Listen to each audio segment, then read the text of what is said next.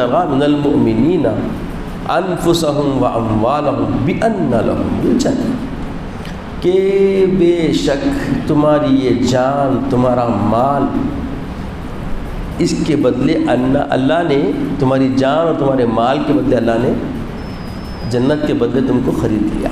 تمہاری جان اور تمہارے مال کو، بے شک اللہ تمہاری جان اور تمہارے مال کو جنت کے بدلے بِأَنَّ لَهُمُ الْجَنَّةَ کیا کرا؟ خرید لیا۔ تو اللہ تعالیٰ نے ہماری جان و مال کو خرید لیا ہے، جان بھی اسی کا ہے، مال بھی اسی کی ہے۔ ایک فکر دی جا رہی ہے ایمان والوں کو کہ یہ جان، جو مال، جو نعمت عظیمہ تمہارے پاس ہے، اس کو بہت تول مول کے برتو، تول مول کے اس کو صرف کرو، تول مول کے اس کو استعمال کرو، یوں ہی رائے گا نہ کرو۔ کیونکہ اب جو زندگی تمہارے پاس ہے، بندگی تمہارے پاس ہے، جو سانسیں تمہارے پاس ہے، یہ اللہ کی امانتیں ہیں تمہارے پاس، اس پہ مواخذہ کیا جائے گا۔ ایسے چھوڑ دیا نہیں گیا۔ تمہاری پوری زندگی اللہ کی بندگی ہونا، تو اب بندگی کیسا بنائیں گے؟ کیونکہ زندگی اللہ کی امانت، جو نعمتیں دے رہا ہے وہ بھی اللہ کی ہمارے پاس کیا ہے؟ بولیے امانت، اور یہ امانت ہے تو امانت میں خیانت نہیں ہونا ہے، تو کیسا راستہ اختیار کرنا؟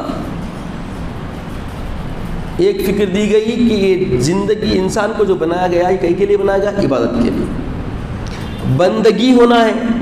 اور پھر بتایا گیا کہ یہ تمہاری جان، مال، بندگی کرنے کے لیے کیا ہے؟ سب چیزیں ہیں تمہارے پاس۔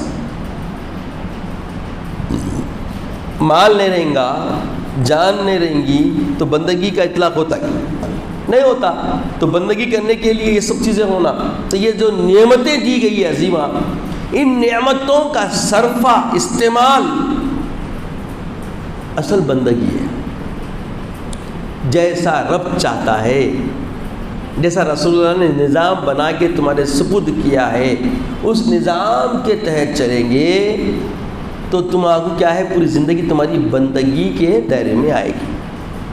تو علم کے عنوان کے تحت اتنی فکر تو کھل گئی کہ زندگی بھی کوئی چیز ہے، زندگی ایک نعمت ہے جس کی قدردانی رب نے سمجھانے کے لیے فرمایا کہ یہ تمہارا جان، تمہاری مال جو ہے اللہ نے خرید لیا ہے، کس کے بدلے؟ جنت کے بدلے۔ تو بندگی اگر آپ کریں گے جنت آسان ہو جائے گی۔ بندگی کا بدلہ کیا ہے؟ بولیے جنت ہے۔ اگر جنت چاہتے ہیں